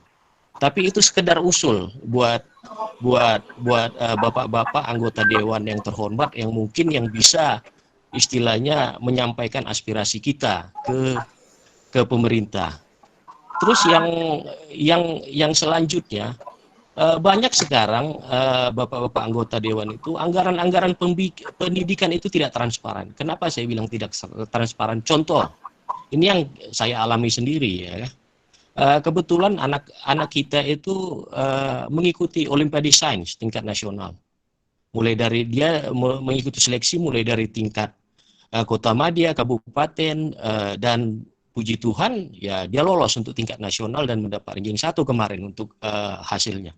Tetapi tidak ada sedikit pun perhatian dari Dinas Pendidikan yang kita terima yang untuk istilahnya membekali anak-anak ini untuk tanding di tingkat nasional nanti, yang bulan 10 nanti di Bangka Belitung. Sementara kalau kita mendapat informasi dari teman-teman ataupun rekan-rekan yang lain, kalau di Dinas Pendidikan di Jawa sana, di Pulau Jawa, mereka sangat support. Jadi disitulah mungkin terjadi ketimpangan-ketimpangan ataupun kurang ada transparansi untuk anggaran pendidikan. Sementara anggaran itu ada untuk alokasi, contoh mengikuti Olimpiade Sains itu. Itu salah satu contoh mungkin yang kita alami sebagai orang tua. Saya rasa itu aja dulu dari saya, Bang, atas kesempatannya saya ucapkan terima kasih. Salam buat semua yang hadir di sini. Jadi, saya akan meminta Pak Putra Nababan 2 menit untuk menanggapi dari peserta tadi. Ya, tadi buat Pak siapa tadi namanya nih? Habis nama di situnya Maria Daci. Sianipar, Bang, Sianipar. Pak Sianipar ya, Pak Sianipar. Terkait dengan dana BOS, Pak. Ini dana BOS ini memang luar biasa ya. Pemerintah kita sangat responsif sekali dengan Pak Jokowi dan Menteri Nadiem Makarim. Dana BOS ini sudah beberapa kali ditetapkan untuk dilakukan relaksasi. Artinya peruntukannya itu tidak kaku lagi. Contohnya kayak BOS reguler itu yang biasanya disediakan untuk semua sekolah, sekarang itu bisa ditransfer langsung ke sekolahnya dan penggunaannya lebih fleksibel, termasuk untuk penanganan COVID-19. BOS afirmasi yang biasanya itu diberikan khusus kepada sekolah negeri di daerah 3T, sekarang difokuskan untuk daerah yang paling membutuhkan dan terdampak COVID, mencakup sekolah swasta. Begitu juga dengan BOS kinerja, yang tadinya untuk diberikan untuk sekolah negeri yang berkinerja baik, itu juga sekarang bisa diterima oleh sekolah swasta. Nah, memang yang jadi tantangan, Bapak dan saya juga lakukan di Jakarta Timur, adalah saya menyampaikan kepada kepala sekolah dan orang tua murid, ya kan? Apakah kalian tahu sudah ada relaksasi dana BOS? Tolong kepala sekolah transparan kepada anak didiknya dan kepada orang tua murid. Jangan sampai di pusat sudah menerapkan relaksasi dana BOS, tapi ternyata kepala sekolah tidak mengetahui atau kepala sekolah tidak menginformasikan dan lain-lain. Nah, hal seperti ini saya sosialisasikan di dapil saya di Jakarta Timur. Setiap kali saya ketemu kepala sekolah, saya ketemu orang tua murid, saya menyampaikan bantuan apa saja yang sudah diterima dari sekolah dan dana BOS digunakan untuk apa saja terkait COVID-19. Nah, hal-hal seperti ini menurut saya memang betul yang disampaikan oleh Pak Sianipar tadi, bahwa tantangan yang dimiliki orang tua itu sangat banyak sekali. Saya paham betul kenapa, karena di Jakarta Timur yang banyak sekali anggota masyarakat yang bekerja di sektor informal itu kehilangan mata pencaharian, kehilangan penghasilan. Ya, banyak sekali guru-guru sekolah swasta yang penghasilannya tinggal 750.000, tinggal 500.000. Kenapa? Karena orang tuanya tidak mau bayar SPP. Kenapa tidak mau bayar SPP? Bukan hanya karena penghasilan mereka berkurang, tapi mereka merasa tidak menggunakan fasilitas sekolah. Itulah nasib dari beberapa teman-teman guru swasta yang mereka tidak punya penghasilan karena pandemi COVID-19. Nah, terkait juga dengan dengan tadi yang disampaikan pembicara sebelumnya, saya mau menanggapi yang dari kalangan kampus dari Unsud, ya. Sekitar 2-3 bulan yang lalu, ya, saya sudah melakukan Zoom meeting, mendapatkan aspirasi dari lembaga eksekutif mahasiswa Indonesia bagian tengah, termasuk juga kebetulan yang bergabung dari bukan hanya dari Kalimantan, Sulawesi, dan Bali, tapi juga ada dari Aceh dan dari Bandung. Ya, mereka menyampaikan aspirasi terkait dengan UKT, uang kuliah tunggal, yang sangat berat sekali. Mereka menyampaikan kepada saya skema agar tidak ada penundaan, karena penundaan itu artinya utang. Mereka tidak mau berutang karena orang tua mereka tidak tahu kapan akan pulih perekonomiannya dari pandemi COVID-19.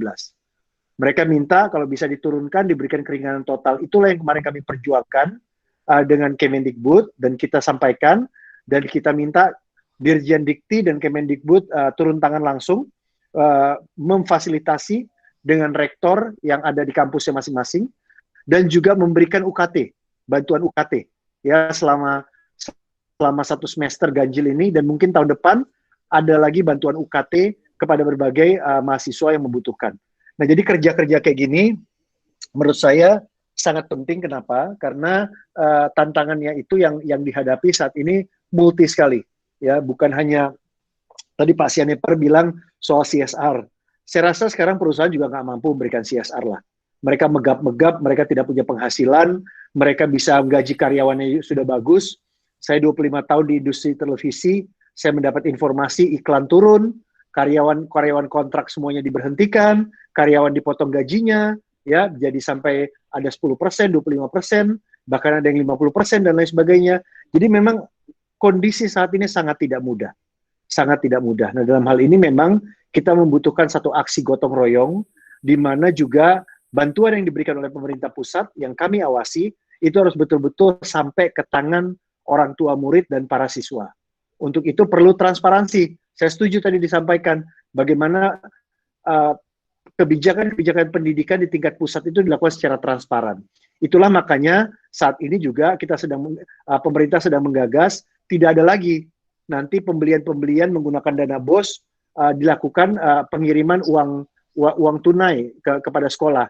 Tapi pembelian harus langsung dilakukan secara online. Sehingga kalau beli meja harus langsung beli, atau beli kursi langsung, beli peralatan laboratorium langsung beli di internet. Jadi tidak ada lagi penyelewengan dana dan lain sebagainya. Gitu. Nah, ini transparansi ini penting, ya, di era sekarang. Justru di era internet sekarang ini keterbukaan itu bisa lebih kita kedepankan, ya, dibandingkan era sebelumnya. Saya rasa itu yang bisa saya sampaikan. Oh iya, terkait dengan WiFi gratis, kebetulan juga saya mau sharing sama Bapak Ibu sekalian. Di dapil saya juga menyediakan WiFi gratis buat anak-anak di Jakarta Timur. Sekali lagi ini Jakarta Timur ya, bukan daerah 3T. Ya, di beberapa tempat saya memberikan WiFi gratis. Kenapa? Karena RT RW itu sudah menyatakan sebagai RT RW yang bebas asap rokok. Mereka bebas asap rokok dan itu bagus untuk kesehatan. Yang kedua, mereka tidak punya fasilitas WiFi. Sehingga saya memberikan fasilitas WiFi sampai akhir tahun 2020. Kenapa? Karena Mendikbud menetapkan PJJ sampai akhir 2020. Untuk itu saya menyediakan WiFi gratis kepada mereka, itu kalau nggak salah ada 50 anak ya per kelurahan, per RT RW yang membutuhkan. Saya menyediakan WiFi gratis di beberapa titik, asal mereka tetap menaati protokol kesehatan dengan melakukan physical distancing. Jadi itu hal-hal kreatif yang kita lakukan karena kita sering turun ke bawah.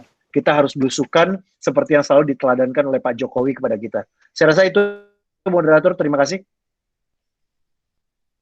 Pak moderator, izin sedikit, Erwin Syaan, sedikit Erwin Syaan di sini. Permisi. Izin moderator, Pak Arjun Senipar, hari Senin saya ingin bertemu dengan peserta didiknya yang akan mengikuti Olimpiade. Kita akan sama-sama ke Dinas Pendidikan Kota Medan. Saya akan menemani langsung, akan kita beri apresiasi seperti apa ya, supaya pihak sekolah ataupun kepala dinas pendidikan mau memperhatikan sedikit ya. Itu janji saya. Hari Senin kita komunikasi, nanti kita bisa sharing tukar-tukar apa ya, kontak. Terima kasih moderator. Terima kasih Bang Erwin. Dan ini pertanyaan terakhir untuk seluruh pembicara yang hadir pada seminar kita pada malam hari ini. Pertanyaan adalah, apa yang menjadi tantangan terbesar buat para pembicara pada malam hari ini dalam mentransformasikan?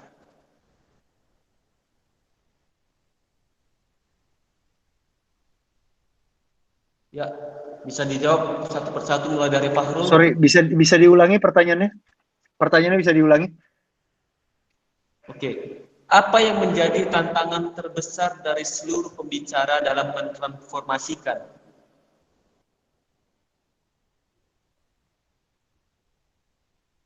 Ya, udah bisa?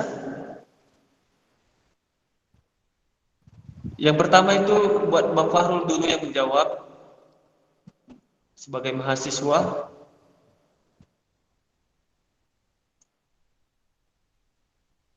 Halo Bang Fahrul. Iya, halo. Baik. Ya. Berbicara mengenai tantangan, kalau menurut saya sendiri ada dua hal sebenarnya yang menjadi tantangan kita ketika transformasi pendidikan ini hendak kita lakukan secara signifikan. Yang pertama adalah soal kepemimpinan, karena kita harus percaya bersama bahwa situasi krisis ini bisa kita atasi ketika kepemimpinan yang baik itu bisa mencarikan jalan keluar atas krisis tersebut. Nah, kepemimpinan dalam hal ini bisa jadi kepemimpinan kita semua, bukan hanya kepemimpinan mas-mas atau bapak-bapak yang saat ini berada di tataran legislatif, tapi juga kita yang mungkin saat ini aktif sebagai mahasiswa, sebagai siswa, sebagai tenaga pendidik, gitu. Bagaimana kita mengambil peran kita masing-masing untuk menyelesaikan masalah-masalah, problematika-problematika yang terjadi pada situasi pendidikan kita sekarang. Nah, itu yang pertama. Kemudian yang kedua adalah bagaimana caranya kita bisa terus berpikir kritis. Meskipun situasi tengah krisis, bukan berarti kita berhenti untuk berpikir secara kritis. Berpikir kritis dalam artian bagaimana kita merefleksikan situasi dan keadaan sekarang sehingga berupaya semaksimal mungkin mencarikan jalan keluar yang terbaik atas masalah-masalah yang terjadi. Nah, masalah yang mungkin saat ini sedang kita diskusikan adalah bagaimana pendidikan kita bisa terus berjalan dengan baik, bagaimana pendidikan kita bisa terus berjalan pada tracknya, sehingga cita-cita untuk mencerdaskan kehidupan bangsa itu tidak terganggu karena situasi krisis dan bisa tetap mendapatkan capaian yang maksimal dengan inovasi-inovasi, dengan kreativitas, dan juga dengan upaya-upaya yang bisa kita lakukan secara maksimal. Ya, terima kasih buat Bapak Fahrul, dan selanjutnya untuk Ibu Elizabeth sebagai guru pendidik tenaga pengajar. Iya, baik. Terima kasih untuk waktunya. Tantangan terbesar bagi tenaga pendidik adalah bagaimana kita bisa menyampaikan pengetahuan dan bisa mendidik serta mengajar anak dengan kondisi yang seperti itu dengan tersampaikan dengan baik. Jadi bagaimana caranya tenaga pendidik harus mampu untuk belajar entah apapun itu tentang teknologi-teknologi yang ada ataupun aplikasi yang ada. Dan tentunya adalah setiap apa yang menjadi tanggung jawab seorang guru sebagai tenaga pendidik, terkhusus untuk anak-anak, itu bisa dikerjakan dengan baik seperti itu. Dan tetap terus menjaga dan mengikuti protokol-protokol yang ada biar semuanya terselesaikan dengan baik dan tidak berkepanjangan. Karena sangat sulit ketika sebagai tenaga pendidik tidak bertatap muka langsung dengan anak-anak. Terlebih tentang sikap anak-anak yang tidak bisa dinilai secara langsung. Terima kasih.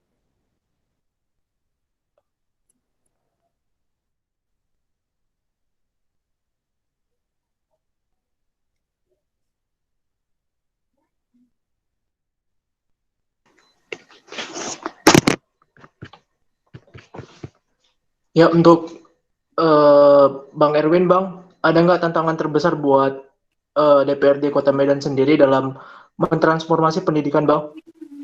Ya, sebenarnya tantangannya itu adalah bagaimana kedisiplinan kita untuk mematuhi adaptasi kebiasaan baru sendiri. Semua masalah ini berawal dari corona sendiri ya.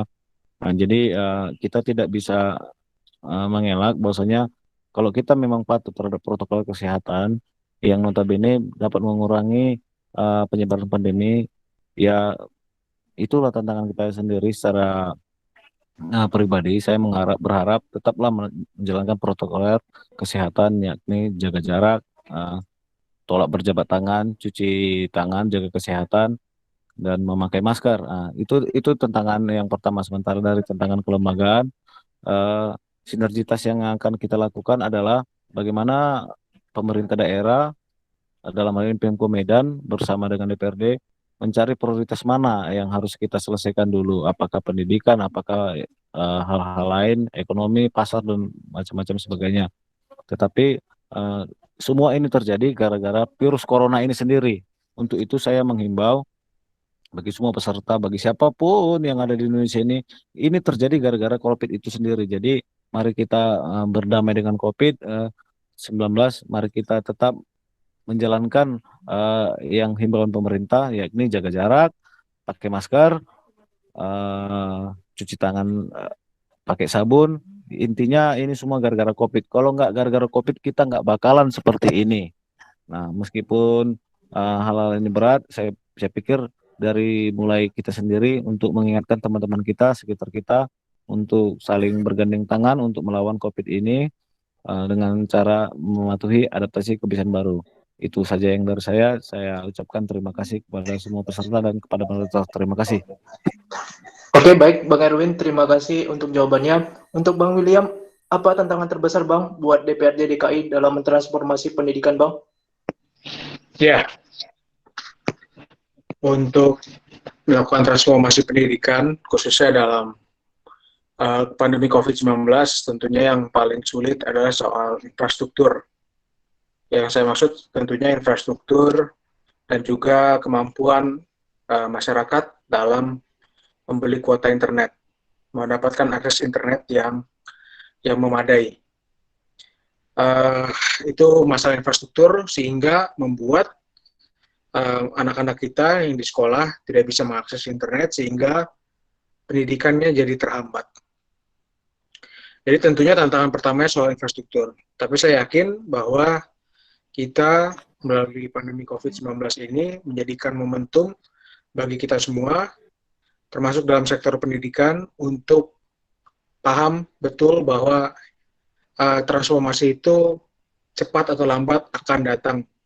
Jadi ini jadikanlah ini sebagai momentum bagi pemerintah dan juga sekolah-sekolah untuk mempersiapkan diri lebih baik lagi sehingga proses pembelajaran bisa dilakukan dengan baik. Saya yakin kita dengan anggaran yang sangat besar yang diamanatkan dalam Undang-Undang Dasar 1945 bahwa anggaran pendidikan minimal 20%, sehingga saya yakin infrastruktur dalam membangun jaringan koneksi internet yang cukup baik untuk akses pendidikan kita di sekolah-sekolah bisa tercapai suatu saat nanti. Terima kasih. Oke, Bang William, terima kasih. Untuk Pak Putra, Pak, terakhir Pak, apa tantangan buat DPR RI sendiri Pak dalam mentransformasi pendidikan?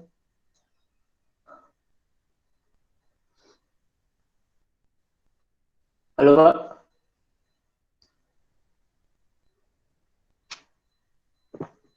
Halo.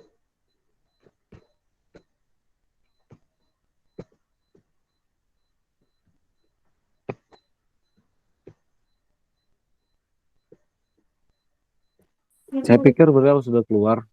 Oke, baik. Terima kasih buat seluruh pembicara. Terima kasih buat Bang Farul. Terima kasih buat Bang Erwin. Terima kasih buat Bang William. Terima kasih juga buat Mbak Elizabeth untuk mengisi acara seminar online kali ini. Dan terima kasih juga buat para peserta yang sudah hadir untuk seminar online kali ini. Seminar akan ditutup oleh host Maria. Saya persilakan waktu dan tempat. Ampun, maaf. Halo? Oh, oke, baik. Silakan Bapak. Maaf. Halo? Maaf, kepencet mati. Oh, oke, baik, Pertama Pak. pakai Google Meet. Oke, baik, Pak. Ya. Jawaban terakhir buat Bapak. Iya, singkat, saya ingin menyampaikan beberapa hal ya. Pertama, transformasi yang terjadi di dunia pendidikan ini kena ke semua stakeholders ya. Termasuk saya tidak pernah konsentrasi untuk mengurus anak di dunia pendidikan. Saya juga termasuk yang terkena dalam konteks kita berpartisipasi dan ikut untuk mendidik anak, yang anak saya sekarang di SMA dan di SMP, yang satu lagi masih baru berusia 1 tahun. Jadi ini adalah satu transformasi yang baru untuk kita orang tua. Sementara untuk guru sendiri ya, kalau menurut saya ini adalah satu tantangan yang berat ya, karena di mana saat ini kita lihat bahwa pendidikan ini memungkinkan siswa lebih dulu tahu tentang informasi akibat perkembangan teknologi yang pesat daripada gurunya gitu ya. Jadi guru di era transformasi ini memang harus proaktif mencari dan berimprovisasi dan melakukan inovasi, baik itu merancang kegiatan belajar online maupun saat proses transformasi pengetahuan melalui lingkungan. Guru tidak lagi sebagai the only one knows atau satu-satunya orang yang tahu. Nah ini buat guru ini satu tantangan, satu ujian yang cukup menarik di era new normal ini. Dan juga untuk siswa juga diberikan kesempatan langsung untuk terlibat aktif dalam proses pembelajaran melalui online, baik melakukan tugas-tugas partisipatif yang bisa melatih siswa memberikan solusi-solusi atas berbagai soal yang diberikan. Jadi ini udah kalau saya lihat anak saya ini banyak sekali mereka melakukan paper, mereka mengeksplorasi pemikiran-pemikiran mereka, bikin project dan lain sebagainya. Jadi sekarang peran dari siswa itu juga udah berbeda. Nah selain itu juga konten ajarnya ini mengedepankan peran siswa adalah menjadi spirit dari Merdeka Belajar, sehingga ini menjadi bentuk penguatan tanggung jawab agar peserta didik mampu mengelola kesadaran kritis sebagai bagian penting dari subjek perubahan di dalam masyarakat. Ya, jadi relasi guru dan murid tidak cukup berpindah dari pendekatan monologis menuju dialogis, tapi juga kolaboratif. Nah ini kolaboratif itu yang harus menjadi satu terobosan transformatif antara hubungan guru dan murid. Jadi saya rasa ini holistik sekali kalau kita bicara transformasi. Ya, bukan hanya sekedar infrastruktur, bukan hanya sekedar kita menyalahkan pandemi, tapi ini adalah percepatan. Ini adalah satu percepatan di mana kita itu juga harus berubah menghadapi tantangan zaman saat ini. Saya rasa itu yang bisa saya sampaikan. Sekali lagi terima kasih sudah mendengarkan dan juga memberikan kesempatan kepada saya untuk bisa berbicara di sini. Selamat malam. Ya, terima kasih Pak Putra untuk jawabannya dan terima kasih buat semuanya.